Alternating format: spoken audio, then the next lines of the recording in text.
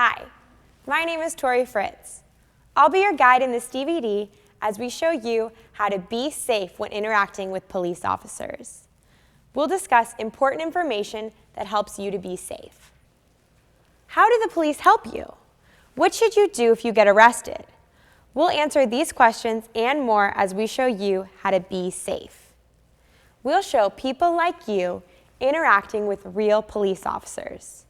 We'll show you what the police expect you to do in certain situations. We'll also cover 911 calls and emergency situations. This DVD is a learning tool that can help you in different situations. Go at your own pace. You can watch the DVD chapters as many times as you need to help you learn to be safe. Now let's get started.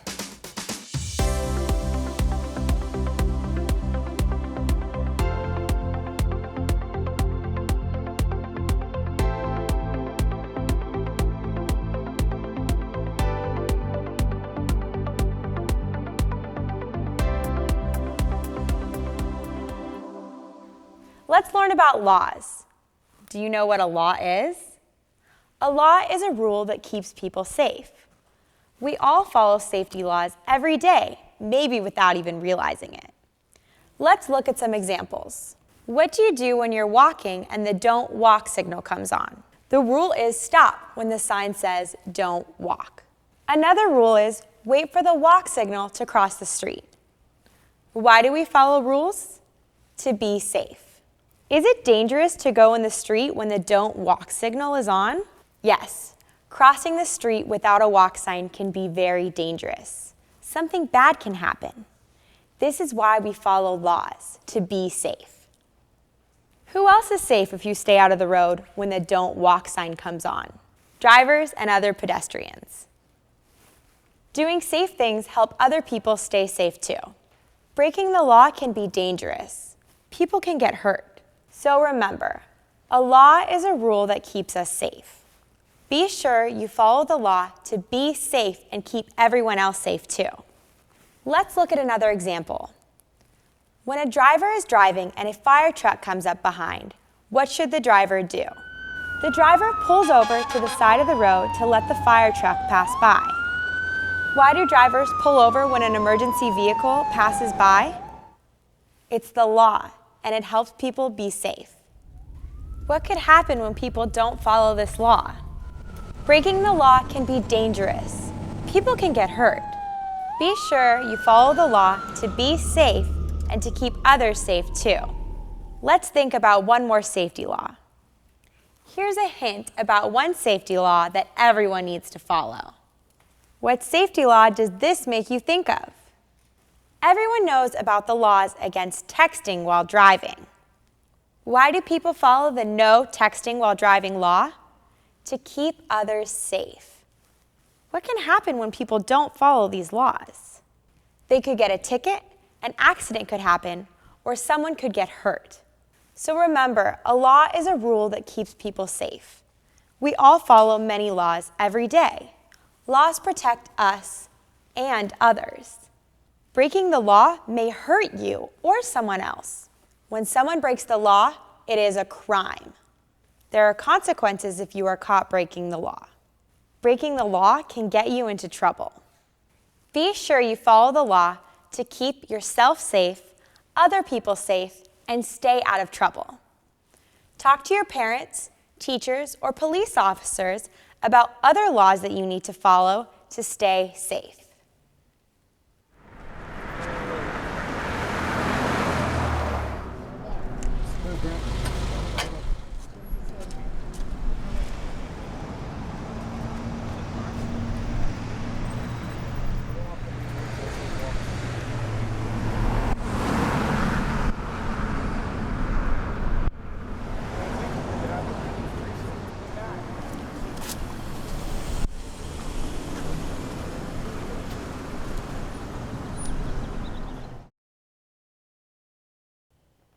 Some people have the job of protecting others and making sure people follow the laws. These are law enforcement professionals, or peace officers. Police, sheriff, highway patrol, and marshals are all peace officers.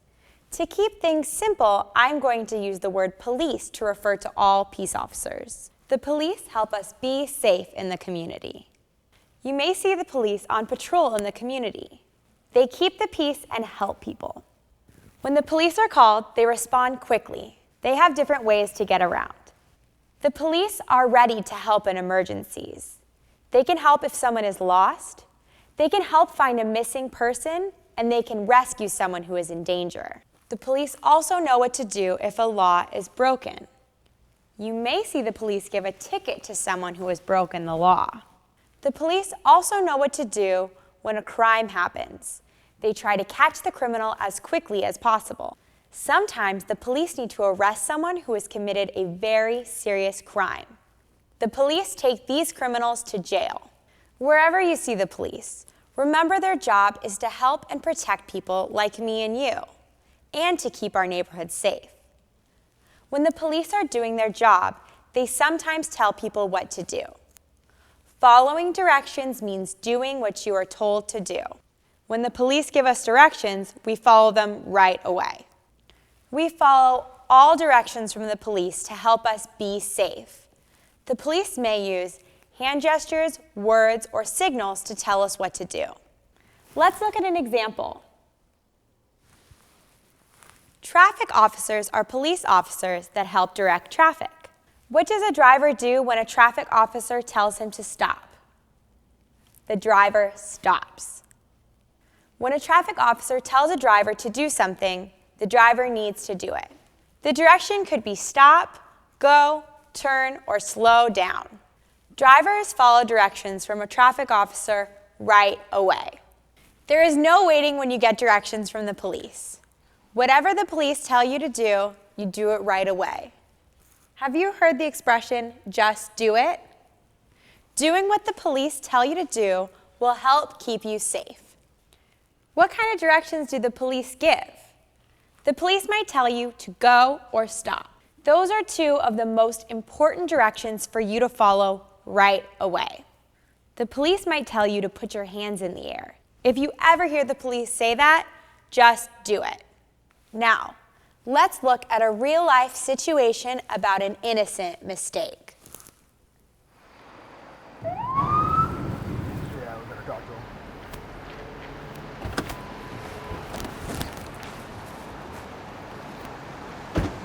Afternoon, guys. What are your names? Jerry Marco. Monica Wilson.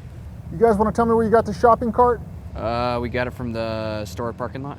You do know it's against the law to take that, right? We want to borrow it, not keep it. Is that against the law? Well, the shopping cart belongs to the grocery store. If you take something that doesn't belong to you, it's the same as stealing. We're sorry, we didn't mean to steal it. I'll tell you what, I don't think you knew what you're doing was wrong, so we'll overlook it today. But I'm going to need you to take that right back where you got it, okay? You guys go ahead and get going. We're going to watch you. All right. Okay, thank you.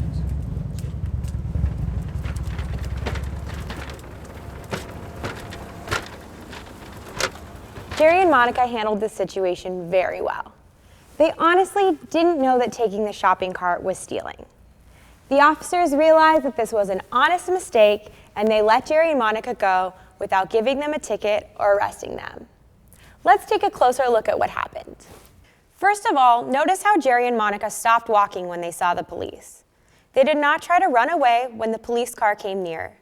It is extremely important that you never run from the police. If you run, the police will have to chase you. That is a situation you want to avoid.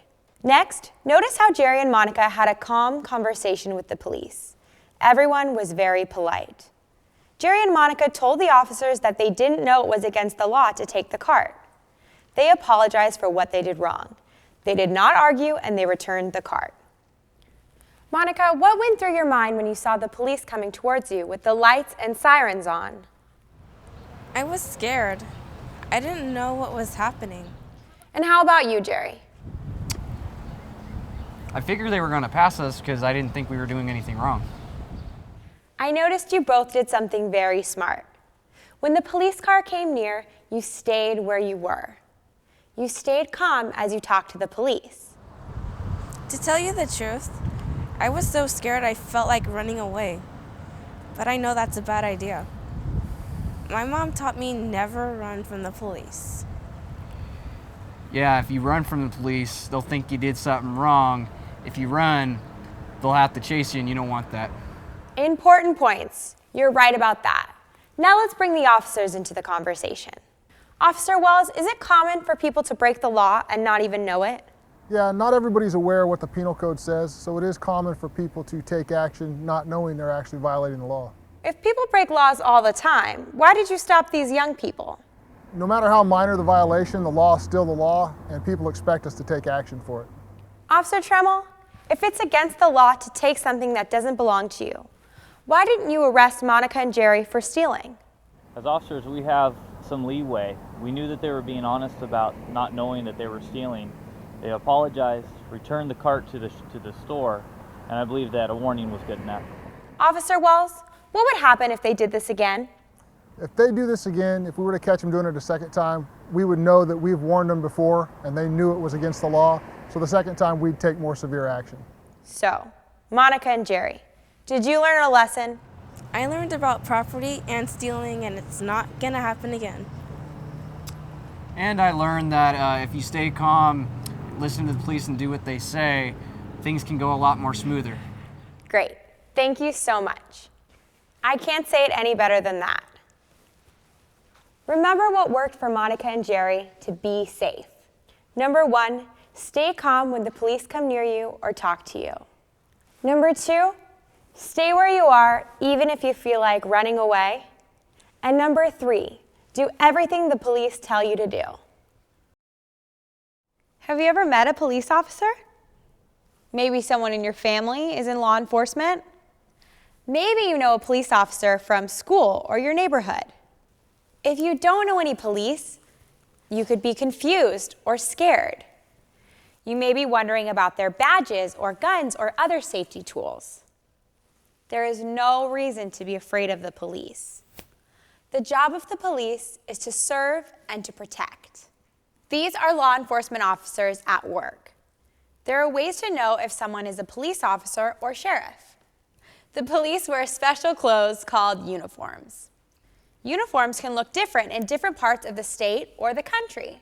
The uniform an officer wears shows what department he or she is in and what job he or she does. Sometimes the police wear regular clothes if they need to look like everyone else to do their job. Law enforcement officers wear or carry a badge. No matter where it is worn, every officer who is working or on duty has or carries a badge. When you see the badge, you know you are seeing a real police officer. Undercover detectives or plainclothes officers keep their badges hidden when they are doing work, but they can show their badges when they need to. Even if it looks interesting, do not ever reach for or touch an officer's badge. In fact, the best rule to follow is to keep your hands to yourself when you meet the police. Do not touch any of the equipment the police use to do their job. Now, let's look at some of the other safety tools that the police use to do their job. The police carry handcuffs. Handcuffs are used to limit a person's movement. Handcuffs are a tool to keep people safe so no one gets hurt. The police use handcuffs when they have to arrest someone. Sometimes they use handcuffs if someone needs help to calm down. The handcuffs limit the person's movement to keep them from hurting someone. All police officers also carry a gun. You may be able to see the gun in its holster, or it may be hidden, but all police officers carry a gun. The police are trained to use their guns and use them only when necessary. Remember, never try to touch the gun or any other weapon that belongs to a police officer. One last thing about safety tools. Some police work with specially trained dogs called canine partners or police dogs. The human police officer and his police dog are called a canine unit. Canine partners help the police do their job. Police dogs are working animals, so remember, it is not okay to touch or play with police dogs when they are working. If a dog looks like it's not working, always ask first before petting or touching. If you're afraid of dogs and you see a police dog in the community, don't worry. The police will handle the animal. Canine partners won't bother people who are minding their own business. So now you know about different kinds of law enforcement professionals and the jobs that they do. No matter what their uniform looks like or what department they're in, they all have one thing in common: to protect people and to make sure that everyone follows the laws. Now let's look at a casual encounter between the police and some young people. Good afternoon, officer. Good afternoon, fellas. Hey guys, how's it going? Good. We're good, very good. Got a couple future officers here, huh? Good deal. All right, have a good one. All right, you guys enjoy your lunch. What's good here, Danny? Hey, I'm doing pretty good.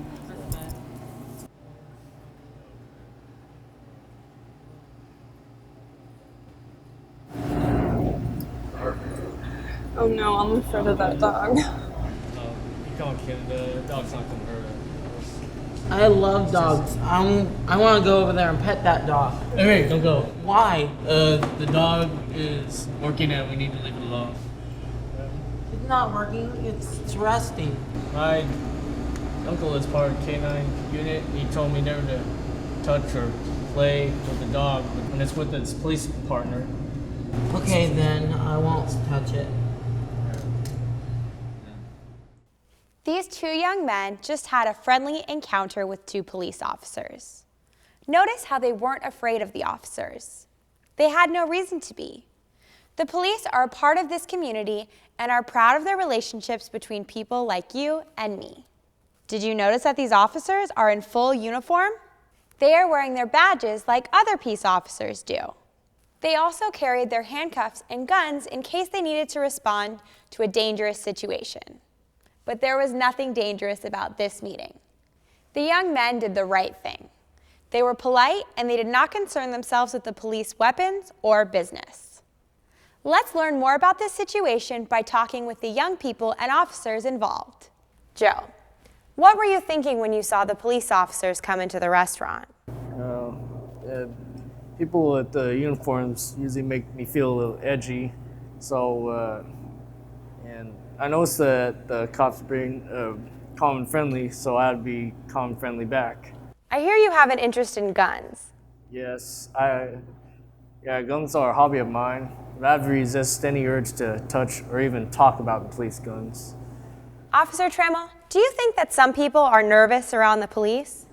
Sure, I think it is because it could be because of what the movies they see, but they just got to remember that we're here to keep them safe, make sure people are obeying the laws, and there's nothing to be nervous about. Officer Mears, Joe said he was interested in your gun, but resisted the urge to touch it. Most people are fascinated by our tools and our duty belt.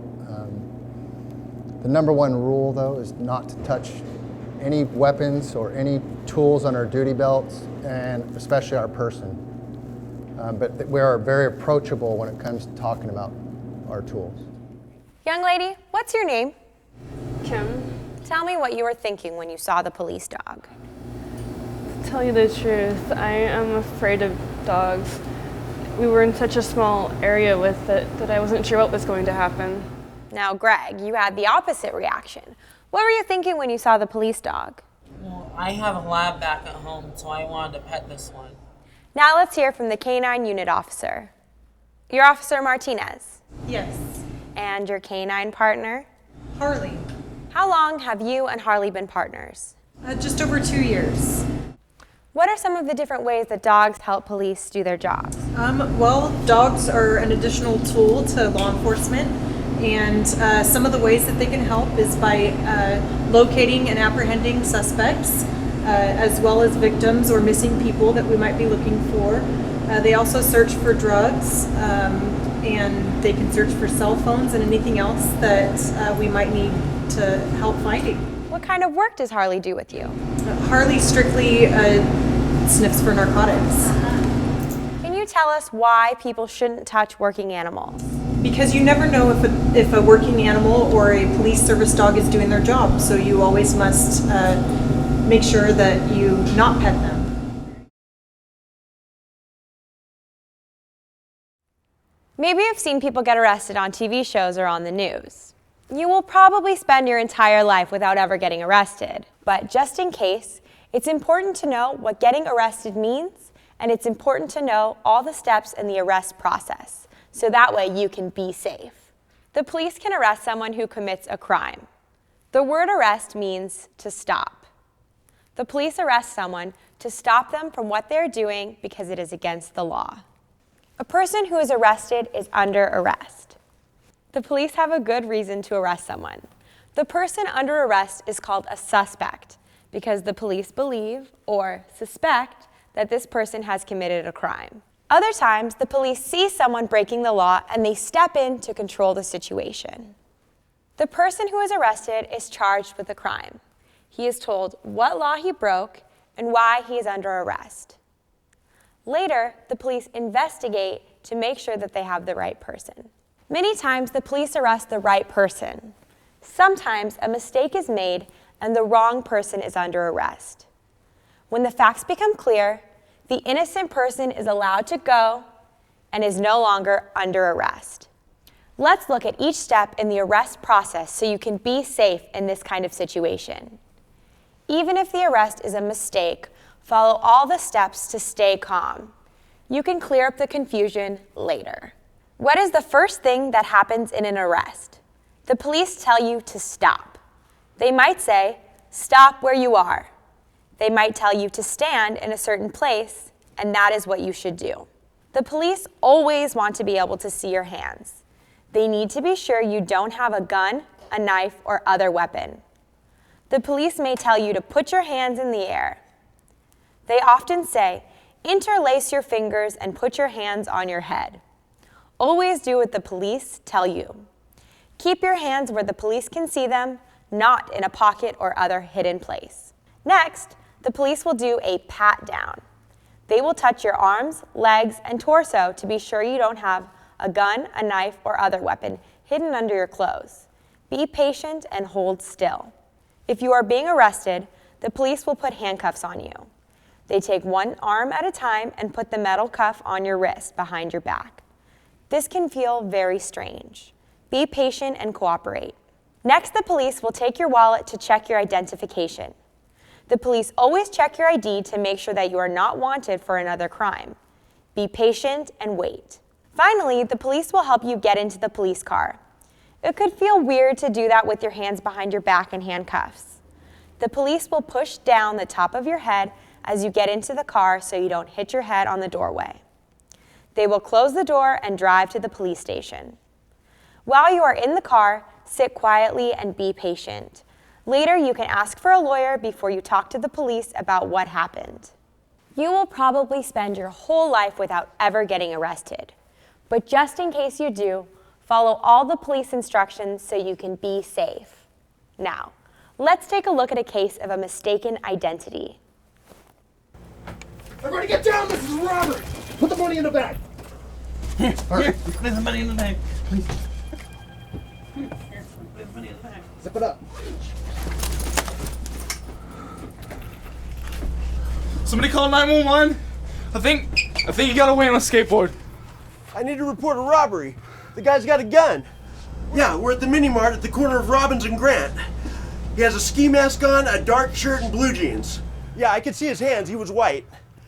I don't know, maybe in his early 20s? And tell him he got away on a skateboard. Oh, and he got away on a skateboard. He's going down the street.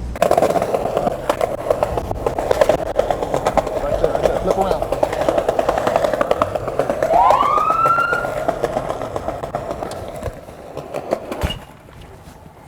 Hey, put your hands up.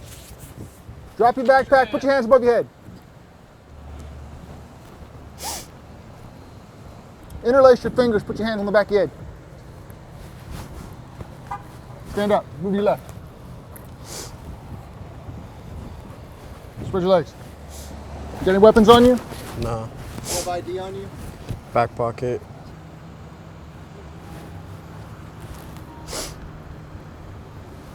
Where are you coming from, man? School, I'm trying to head home.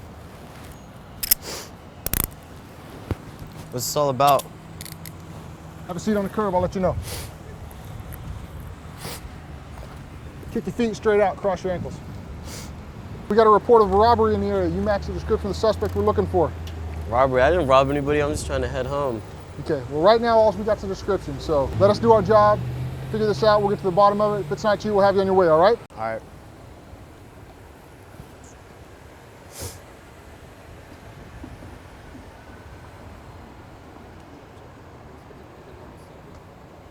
Negative this one?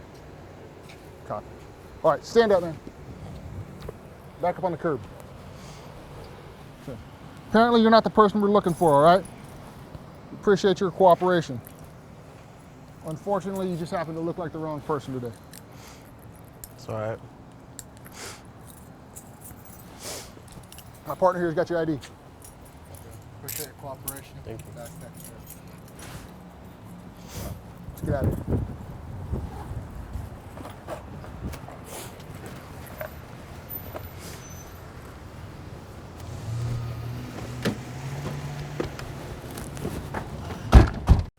This was a case of a mistaken identity. The police officers heard the description of the robber and needed to find someone who matched it. Vaughn matched the description of the robber. The police needed to investigate. Did you notice how the officers immediately had their guns out? They thought that they found the robber. They knew the robber had a gun. They had to have their own guns ready. Fortunately, there was no need for guns. What did the police do? First, they told Vaughn to stop. Officer Wells told Vaughn to put his hands up. Vaughn was told to interlace his fingers and put his hands on his head, which he did. Next, Officer Wells put handcuffs on Vaughn. He took one of Vaughn's hands at a time and put them behind his back. Then Officer Wells did a pat-down to search for weapons. Officer Mears checked the backpack to see if Vaughn had the stolen money. Then he took Vaughn's ID to the police car. The police checked the ID to make sure that the person is not wanted for another crime. Even though the police had the wrong guy, Vaughn handled himself very well.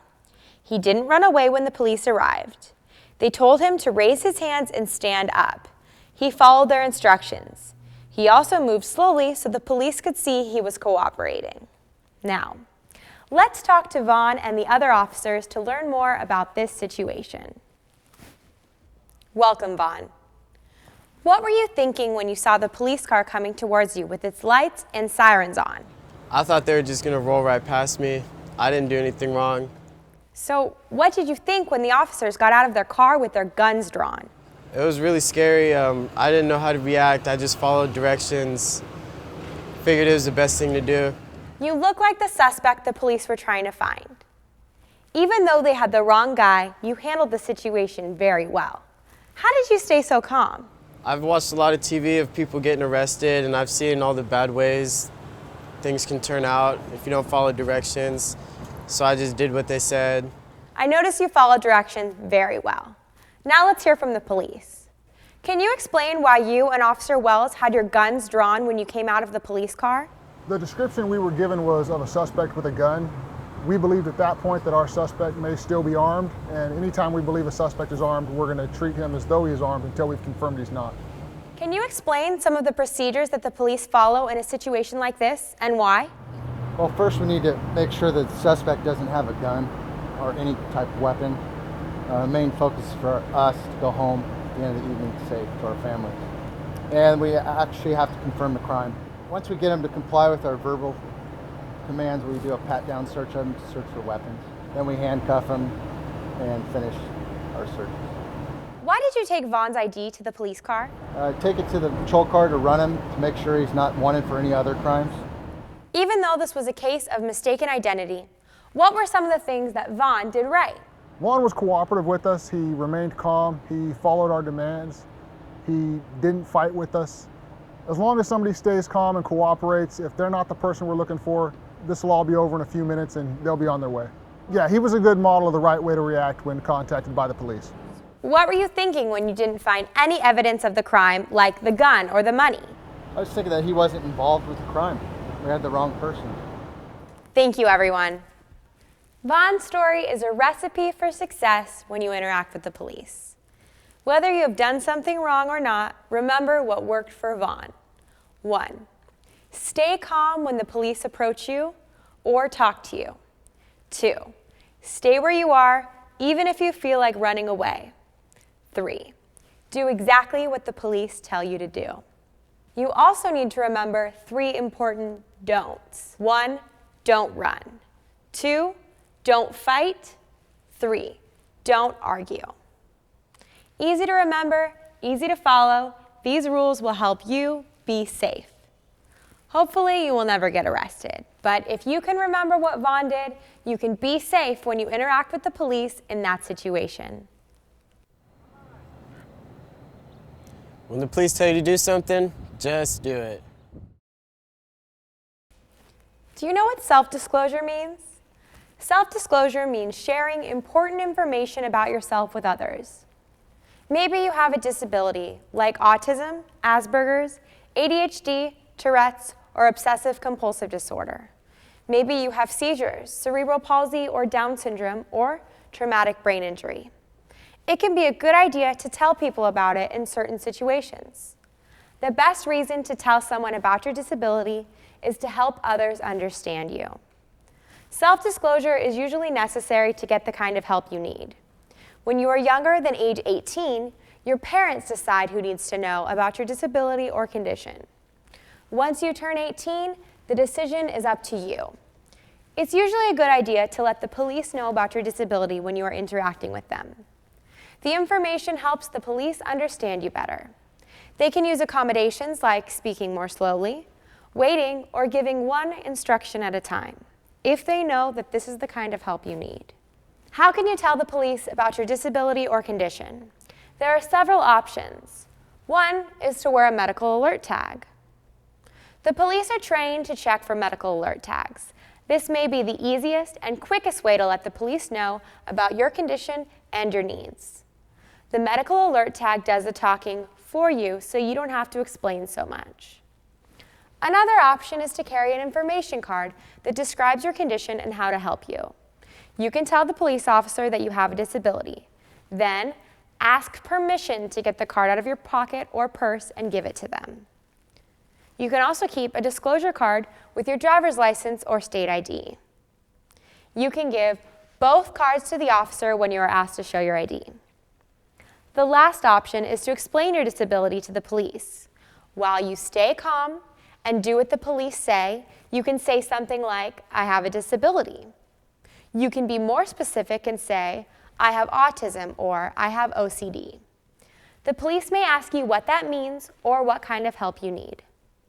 Now, let's take a look at a scene in which a young lady explains her condition to the police.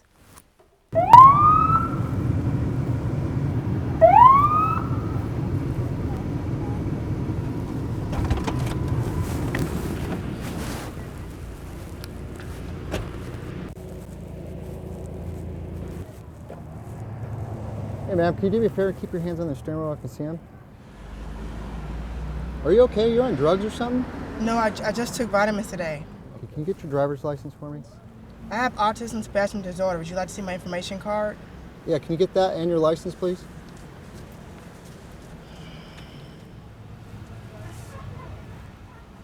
What's the bracelet? My medical alert tag. It lets people know what I have in my system, disabilities and abilities and mental condition. What exactly does it say?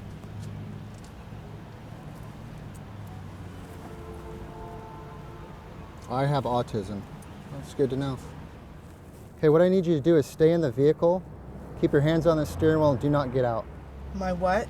Your vehicle, your car. Stay in your car. Okay. I'll be right back.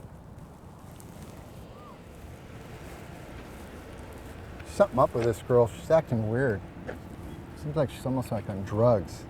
She said she took some vitamins today. Told her to stay in her vehicle, and she didn't even know what the word vehicle meant. She gave me this card. It says she has some disability about autism spectrum disorder.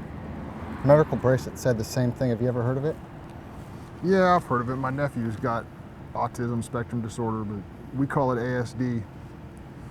They have trouble doing some normal things like communicating and stuff like that, but ASD affects social communication and situations can be hard for them. Well, if she has a disability, should this girl even be driving? Yeah, I mean, some of them are high functioning. They can do pretty much anything you and I can do. They just have trouble with social skills. And people with ASD avoid eye contact or look away when people talk to them, but they're still listening. This is exactly what happened. She seemed to understand most of what I was saying, but she wasn't looking at me. Mm-hmm. It says that people with ASD have problems communicating, especially when, well, stressed out, and that was happening too. Yeah, we could probably help her by slowing down a little bit and trying to look directly at her when we communicate. I know stuff like that helps my nephew out. Why don't you go ahead and run her and go see what she has to say. Let's do that.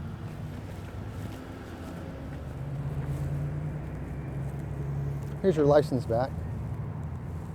Thanks for explaining your ASD. It's going to help me do my job a lot better. Unfortunately, I'm still going to have to give you a ticket. You're going 15 miles an hour and over the speed limit. What I'm going to have you do here is sign this ticket. It's basically not a mission of guilt. It's just saying you're going to show up at this time, this date, and take care of your ticket. Understand? Yes, sir.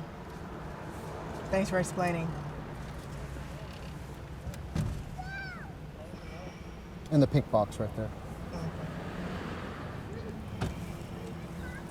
Thanks for explaining, sir. I'll be back with your ticket in just a second. Every driver dreads getting a ticket, but sometimes it happens. In this case, the police officer was a bit confused by Melanie's behavior. It seemed unusual. Fortunately, Melanie provided information to the police, and this improved the situation. As you can see, it's a good idea to figure out the kind of help you might need before any kind of police encounter takes place. If you tell them, the police will try to accommodate your disability if they can. If you don't tell, the police have no way of knowing about your condition or the kind of help you need. Now, let's talk to Officer Mears and Melanie to find out what they were thinking in this situation. Officer Mears, do you think it's a good idea for people with ASD or other disabilities to disclose? I definitely do. The situation with Melanie shows that self-disclosure helps us with our job. The card she gave me helped me understand maybe some of the disabilities and some of the symptoms she was showing when I walked up to the vehicle. Without the information she gave me, I might have thought she was on drugs or under the influence of alcohol. Officer Mears, how did it help you to do your job better when you found out that Melanie has ASD? When I read the information on the card, it made my job a lot easier, and I was able to interact with her more effectively.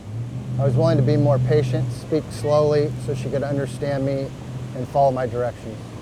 I slowed down and gave her one instruction at a time. Did those things help you, Melanie? Yeah, I was nervous the whole time. This isn't the first time since someone thought I was on drugs when I had trouble answering questions. It was very hard for the police because he was talking too fast and wasn't patient with me. And when he slowed down, I understood better. Officer Mears, should people expect special treatment if they disclose a disability? No, everybody's treated the same. If I let her go, I would be showing favoritism towards people with autism. Melanie still got a ticket because she was speeding, and the law applies to everybody. Then why should someone with a disability bother self-disclosing? The more information we have, the better we can do our job. It was helpful for me to know about her condition, keep her calm, and do my job better. Melanie, I noticed you're also wearing a medical alert tag on your left wrist. Yes, this medical alert tag is easy to let the police know of my condition. The medical alert tag explains a lot of information, does the talking for me where I don't have to explain that much. When I wear this medical alert tag on my left wrist, the police can see it while I put my hand on the wheel while I drive. Good to know. Thank you all so much for sharing your stories. Melanie's situation shows us that the police can understand you better when they know about a condition or disability you may have. If it is reasonable, they can do things a little differently to accommodate your needs. Are you ready to tell the police about your condition and the kind of help you need? It is a good idea to decide what to tell and practice saying it. A medical alert bracelet or an ID makes self-disclosure a lot easier. Remember, always ask first before reaching into a pocket or bag to get your card to show the police. Finally, remember that having a disability is not an excuse or free pass to do something wrong. If you break the law, you will not get special treatment from the police. So it's always a good idea to be safe and follow the law. We've all seen people get arrested on TV, whether it's a crime drama or the news. When someone is taken into custody at the time of arrest, or when someone is charged with a crime, the police give the Miranda warning. You have the right to remain silent. Anything you say or do may be used against you in a court of law. You have the right to consult an attorney before speaking to the police and to have an attorney present during questioning now or in the future. If you cannot afford an attorney, one will be appointed for you before any questioning if you wish.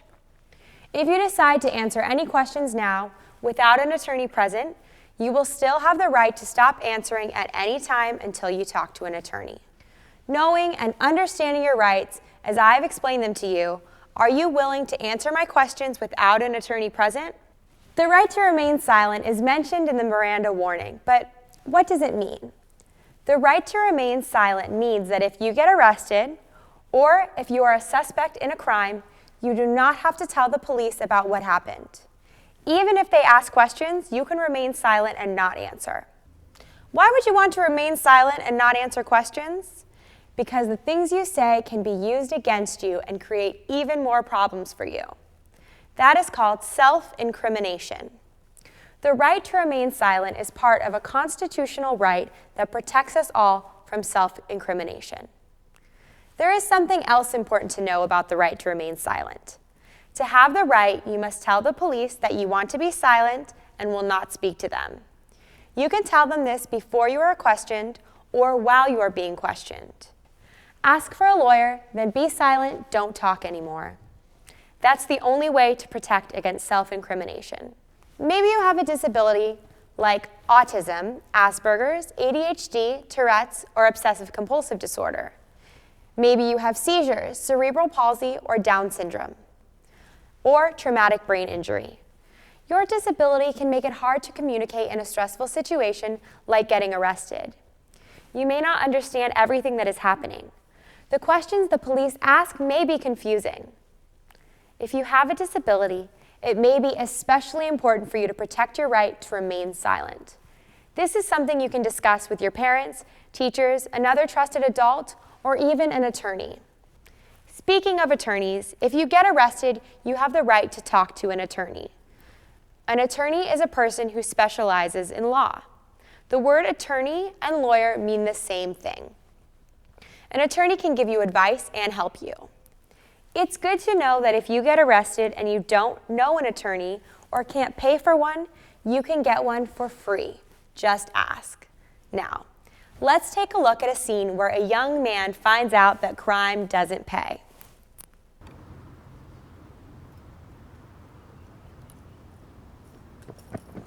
Hey, that's my purse! He stole my purse! He stole my purse! Okay, ma'am, when it's safe to do so, do a U-turn and you're gonna drive about 3 blocks on 19th Street, okay? All right, you're welcome. Drive safe, okay? He stole my purse! He stole my purse! Stop, stop, stop. Drop the purse, turn around. Thank you so much, officer. Okay, ma'am, I need you to step back, please. Put your hands on top of your head, sir. Slowly get down on your knees. Keep your hands on top of your head. All right, spread your legs for me a little bit wider. All right, don't move. I need a 2937. I need a backup at my location at Central Park on Mill Creek and 19th Street. All right, don't move, not yet.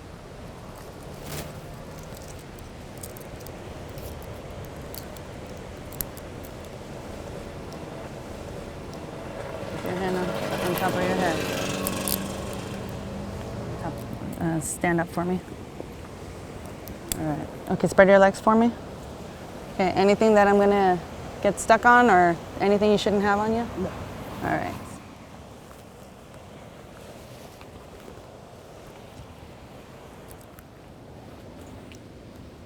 Wallet. You have some ID on you? Yeah. Okay, what's your name? What's your name, sir? Travis. Okay, Travis, go ahead and have a seat on that bench over there. All right, Travis, these guys are here for you, okay? You're gonna be cool with them, right? Thanks a lot for showing up, guys. All right, Travis, watch your head. Weigh in.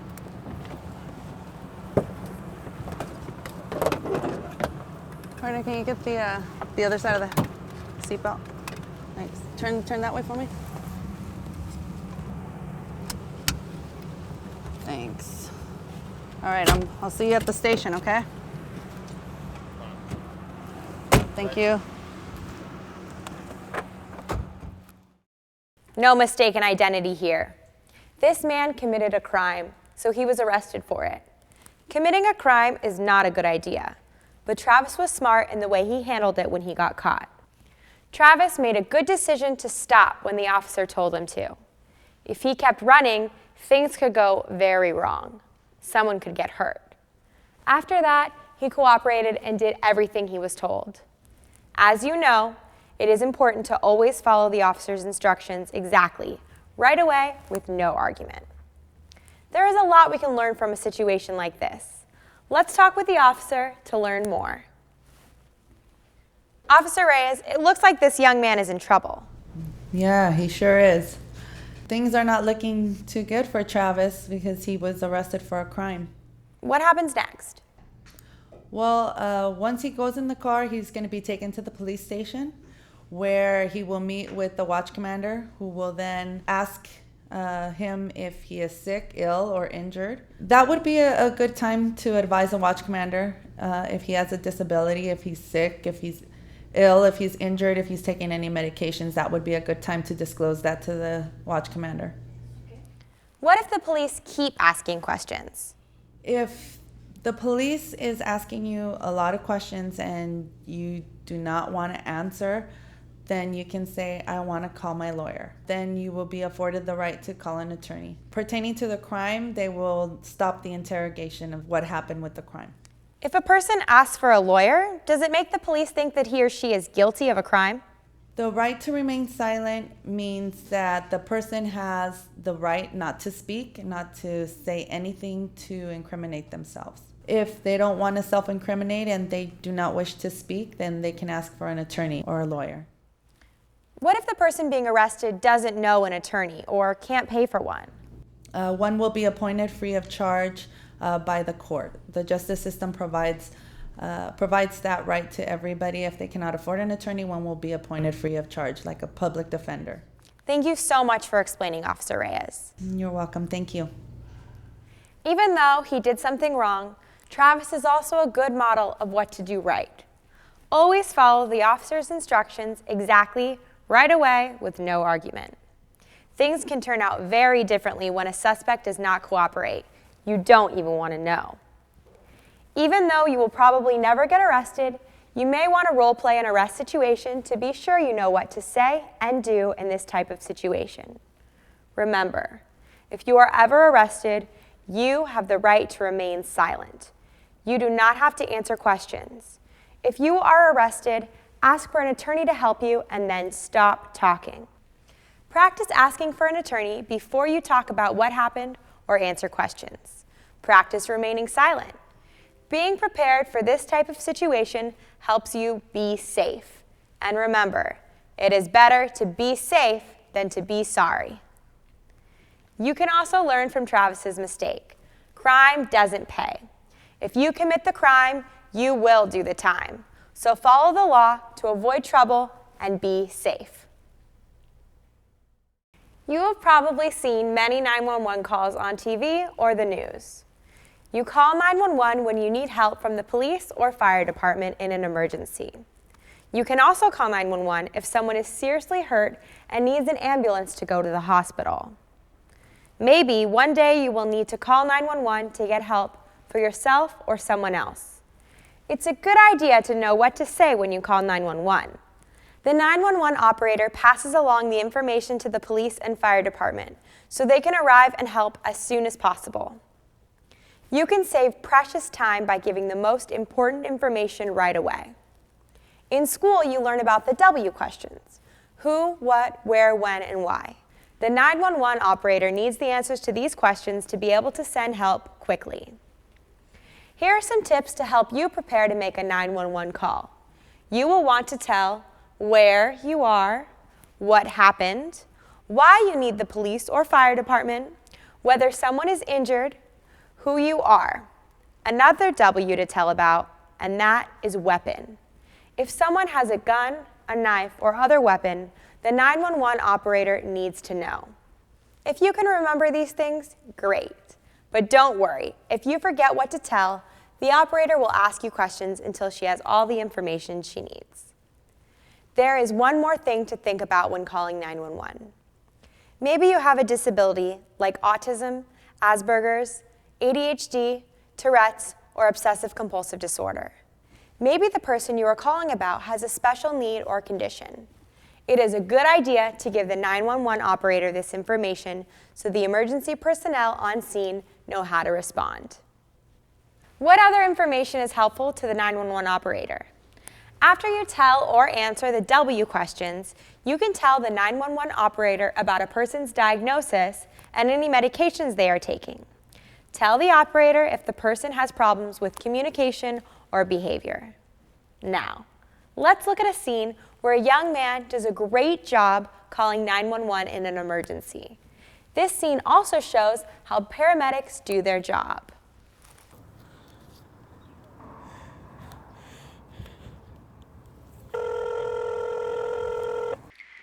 Operator, what is your emergency? I'm at the corner of 19th and, my friend fell and hit her head on the sidewalk. Is she breathing?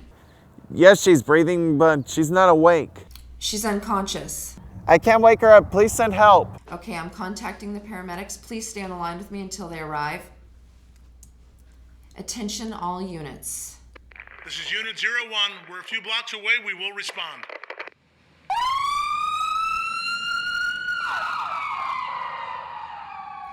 Okay, the paramedics are close by and are on their way. What is your friend's name? Sam Bell. How old is she? 22. Is she taking any medications? I don't know, but she has a seizure disorder. She wears a medical alert bracelet. Oh my God, the ambulance just came around the corner. Okay, they're gonna take it from here. I'm hanging up now.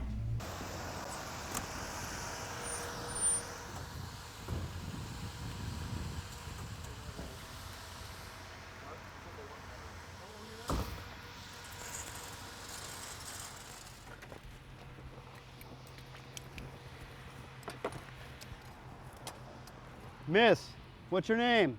Miss, open your eyes. What happened here? She fell and hit her head on the sidewalk. Okay. Does she have any medical problems? Miss? The seizure disorder. She has seizures? Okay. Miss, can you hear me? My name's Chris. I'm a paramedic. We're here to help you. We're going to check you out. Where are you hurting right now? Any pain in your back of your neck? All right, let's get a collar on her real quick. In your legs? Is it hurting here? Let's flip her over, check her back, and get her on the board. Does it hurt anywhere I'm touching? All right, on your count. 1, 2, 3. Can you tell me what day of the week it is, hon? 3. Can you tell me where you're at right now? Want to monitor O2, we'll check the blood sugar. We have a medical alert bracelet. History of seizures, all right.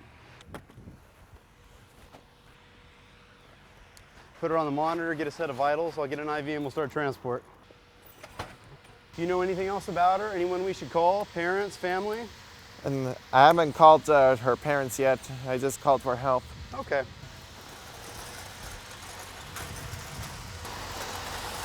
Can I come? You certainly can. You'll ride in the front. He'll show you where. Okay. She's going to be all right. We're going to do everything we can for her. We'll take good care of her, okay? Do you have any allergies to medications? Do you have any other medical problems besides seizures, hon? Thank goodness Jessie gave the 911 operator the information she needed and the ambulance arrived quickly. We all need to know what to say when we call 911 in an emergency. Let's talk to the 911 operator to find out more about this situation. Your name, officer? I am Officer Cates, a 911 operator. Officer Cates, Jessie called you to get help for his friend Sam. What are some things that Jessie did that were helpful in this situation? Well, first he told me where he was. It's a great idea to start a 911 call by telling where the problem is happening. This way, the 911 operator knows where to send help. I noticed there are a lot of questions during a 911 call. Do you remember learning about W questions in school? Do you mean who, what, when, where, and why?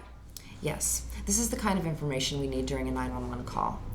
Be prepared to tell the operator where you are, what is happening, and why you need the police or fire department. It is also a good idea to tell who is involved and whether or not someone is injured. What does a 911 operator do with all this information? The 911 operator passes the information along to the emergency personnel. This way they are ready to help when they arrive. We do this even while the caller is still on the line with us. The call ended because the ambulance showed up to the scene so quickly. Besides the answers to the W questions, are there any other information that can be helpful in a situation? Yes, there is other information that will help first responders when they arrive. For example, it's a good idea to tell the 911 operator if somebody has a medical condition or special needs of some kind. In this case, Jesse told me about Sam's seizure disorder. This was very important for the paramedics to know. What if the call is about someone with a diagnosis, such as autism, Asperger's, or ADD?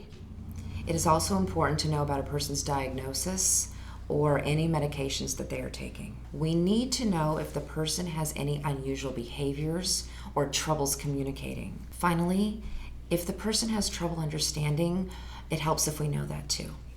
Thank you, Officer Cates. Glad to help. As you can see, 911 operators are trained and ready to do their job. Good communication can make a big difference in a 911 call. You can help by giving the 911 operator the information she needs quickly and clearly.